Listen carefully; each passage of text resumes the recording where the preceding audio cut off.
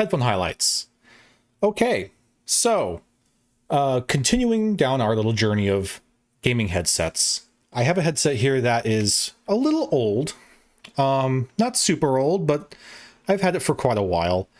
And it's a very kind of, I say generic. It's a bit of a generic gaming headset, but I feel like that might cheapen it a little bit. So I'll use that terminology with a grain of salt. We're talking about these. These are the Sony headphones, the Sony Pulse headphones, 3D Pulse. They're the ones that, you know, were released along with the PlayStation 5. They look like they match that aesthetic, and exactly that. They match with that PlayStation 5 aesthetic. It is, you know, I'll either love it or hate it kind of aesthetic. It's very clean looking, you can argue. They have since come out with a couple of variants of this headphone. I don't remember exactly what the current one is called, like the Gold 2 maybe, or the Pulse 3D Gold. I don't know, but this was whatever the first version was that was released with the PlayStation 5. Even has a little PlayStation logo right there. Let me show you. Come on now. Yep, there it is. PlayStation. Woo. But you do not need a PlayStation to enjoy these. These can be used on anything. I'm not even using them wirelessly. I am directly wired into my topping A90 and D90 over here, which is overkill for a headphone like this, but it is what it is. So yeah, they are a 3D audio wireless gaming headset. 3D audio is the big kind of seller with these. And we'll talk a little, when we get to sound, we'll talk more about what exactly 3D audio is, or maybe what it's not. But we'll get to it. Yeah, okay, let's talk about the build a little bit. Not almost, it is all plastic. This is just a very plastic headphone. It makes the headphone fairly light, so that's nice. It is not the highest grade of plastic, but it's also not the cheapest. I'd say it's a good middle ground between like very, very cheap toy feeling plastic and really high quality denser plastic. If you take a look here, and keep in mind, I've had these headphones for many years and they still look pretty darn clean. There's not many scuffs and scrapes or anything like that on them. While I do have a tendency to really take care of my gear, I think it speaks a little bit of volume here that the plastic and the finish on here is good enough that it has survived almost entirely unfazed in the couple years I have had them. So that's nice. They are closed back. So it is a closed back, not noise canceling headphone. They're not noise canceling, but it's a closed back wireless headphone. So if we go up into the headband is connected to the cup and it doesn't really allow for any movement. I can't really swivel it forward or backward. I cannot really tilt it up and down. It's just the slightest, teeniest amount of little wiggle room right there. But that being said, the headband itself is pretty pliable. I can really kind of bend it around. So when I wear this, unlike with those G80s we talked about, these do kind of have a better form fit to the side of my head. And I think it's because the headband is kind of forming to my head more than the G80s did. The G80s, you know, were so dependent on the angle of how those cups were. This really isn't, because the headband really adjusts to it. So that's nice. This is all plastic up in here, and even on the inside. Oh, I didn't even recognize that. But on the inside here, it's a little redundant, but this is a nice soft rubber up here. There's not really, there's no cushioning. It's a thick, dense rubber, but it has a soft finish on it. But what we do have is a comfort strap. And this comfort strap is elastic, so it adjusts elastic. You just put this on your head, and depending on the size of your head, it'll kind of just adjust to it. You have your right indicators here, and your left indicators here. Or no, you don't have left. You only have, no, you do. I'm sorry. It's right there on the comfort strap. It's a little hard to see. And take my word for it. There's a little L here, a little R here. And the comfort strap is a soft kind of rubber. It's not plastic. It's just kind of a nice pliable rubber. It's very kind of soft and a little silky feeling. The dogs are running upstairs. And it's fine. It's totally functional. And the comfort strap in general is, in my opinion, almost 9 times out of 10 the way to go for a headband, because it makes just offers generally better comfort than just a hard piece of plastic or metal or whatever on your head. So that's a nice addition. I like it. Let's look at the interface. There's quite a lot. And quite frankly, I might not be entirely sure what they all do, if I'm being totally honest. But we have, let me unplug it here.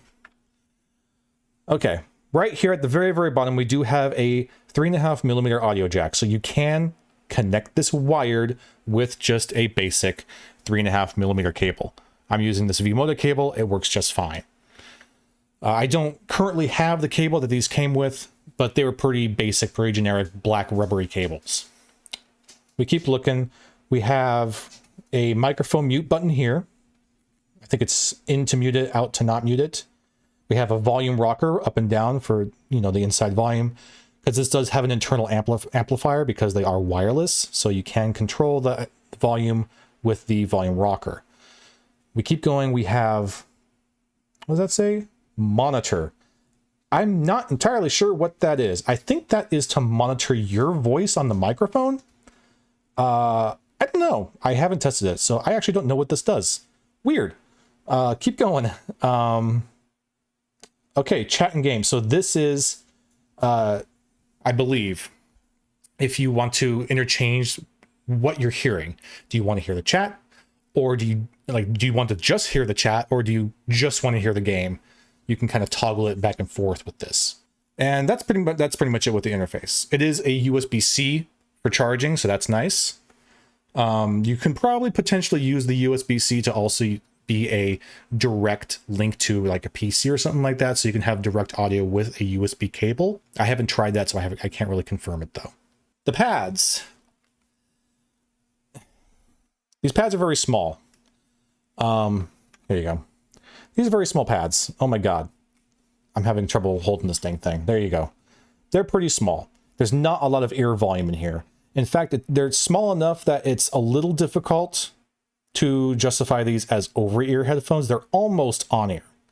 Yeah, you can get your ear in there, but to do it, you really gotta cram your ear, like squinch it and get it inside there. It's not the most comfortable thing in the world. So to get these on, I literally have to kind of scoop the top of my ear in and then like finagle it over and over again until now my ear is in there. My ear is in there now.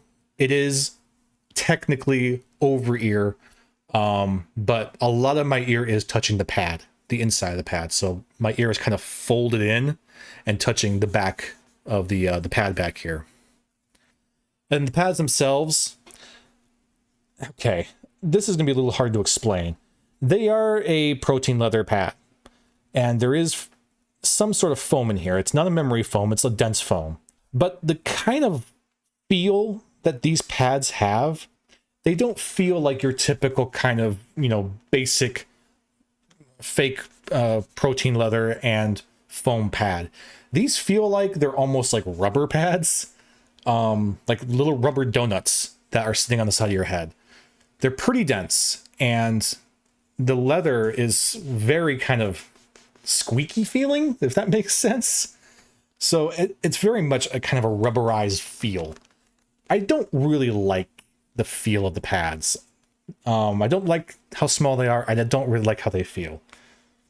I would say that the protein leather on these, I would be concerned would be the sort of protein leather that over a short amount of time would start to wear and tear and peel off and become dust. I hate that. But I can't really say that because I've had these for years and they look totally fine. There's not a mark on them. No wear at all. So they're okay. They're just fine. While we're on the topic of the pads, we can move over here into comfort. They're very light. and that helps a lot. And the comfort strap also helps a lot. It's good. It's a pretty decent comfort strap. It's not maybe the longest lasting kind of comfort strap you can have, but again, here I am a couple years later and it's still here and it's working fine. Wearing them, I don't really feel much discomfort on the top of my head. Not really at all. The comfort strap does a really good job of having even distribution on the top of my head. So there are very light headphones. So there's really not a whole lot of weight to deal with in general, but whatever is here is very, very well mitigated by the comfort strap. So that's very good. The ear situation is where it gets a little funky. There's a little bit of clamp force. It's not a huge amount. But it's there. That's how the headphones are really sticking on your head, is that clamp force, the force of them pressing onto the side of your head. And these pads, like I said, they feel like little rubberized donuts. So they're not the most comfortable thing. They're not terrible. They do squish a little bit, but man, they are definitely clamping. And my ear is very, very like crushed into these pads. Really not ideal. I could wear these for a bit and be okay. If I could wear these for, an hour or so, and I'll be all right. We've been streaming now for about 2 hours and I'm still doing okay. But it can definitely be fatiguing. It's not ideal. Squishing my ears like that, I don't really like the fit. It's not great.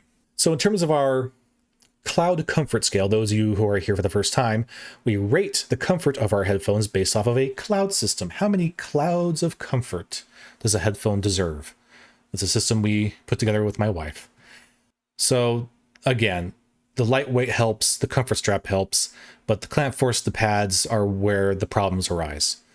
They're still not what I would call wholly uncomfortable headphones. They're not something that you just can't stand to wear, and they certainly don't have something like the problem that the monoprice 1060s have, where the weight of them just fatigues you so badly you can't do it.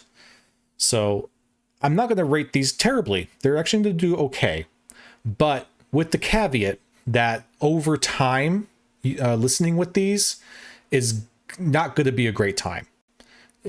For anything over an hour, you're probably going to start dealing with some discomfort. So I'm going to give these 5.5 clouds of comfort. They're middle of the road. They're okay. It's a decent amount of comfort. It's okay. So how about the wireless range on these? Decent. Pretty okay. I was able to take these with me downstairs. I had them plugged into my PC here.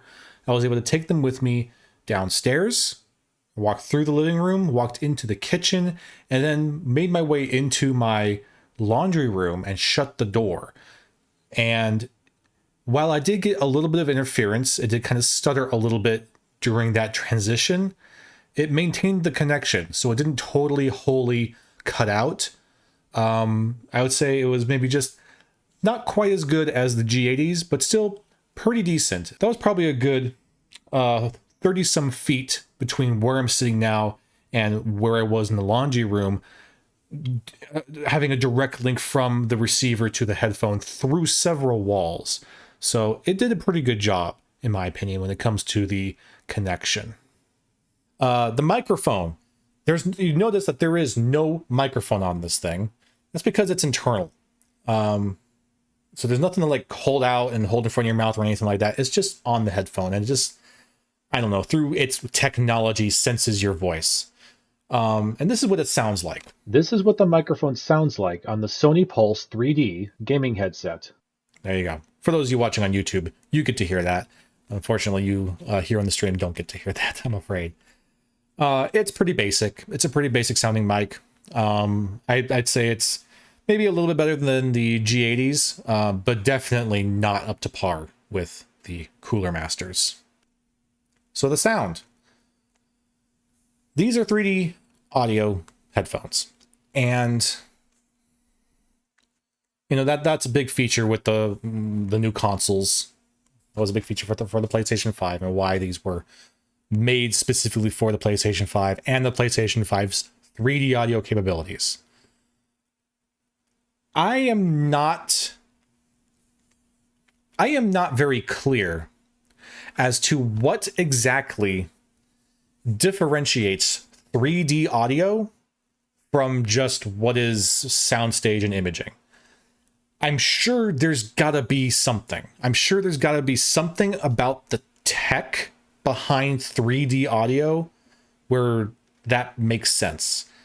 But genuinely, I don't really understand what the difference is.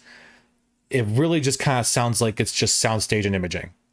Maybe it's just a weird kind of simulated soundstage, maybe fairly similar to something like a 7.1 surround sound gaming headset.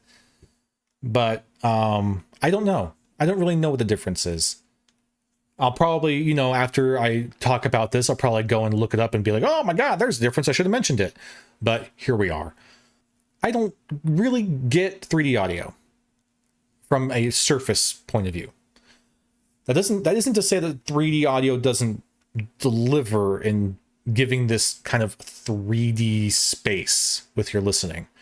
These do a pretty good job at it.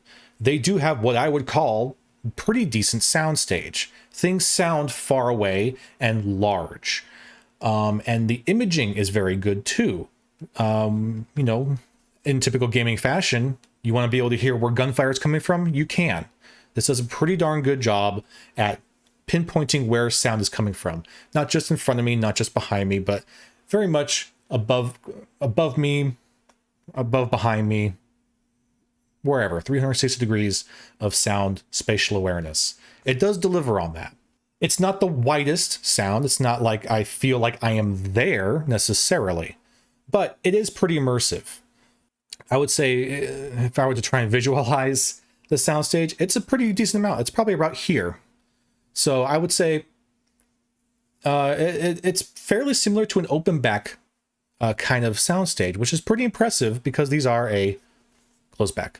So yeah, yes, good spatialness, good air, good size to your sound, and very good imaging. I definitely hear things. When we were playing Mass Effect, I can hear when there's a guy behind me walking towards me. And as he's walking towards me, I could hear those footsteps get louder and louder and louder and have that sensation of him getting closer to me. So it delivers on the spatial awareness.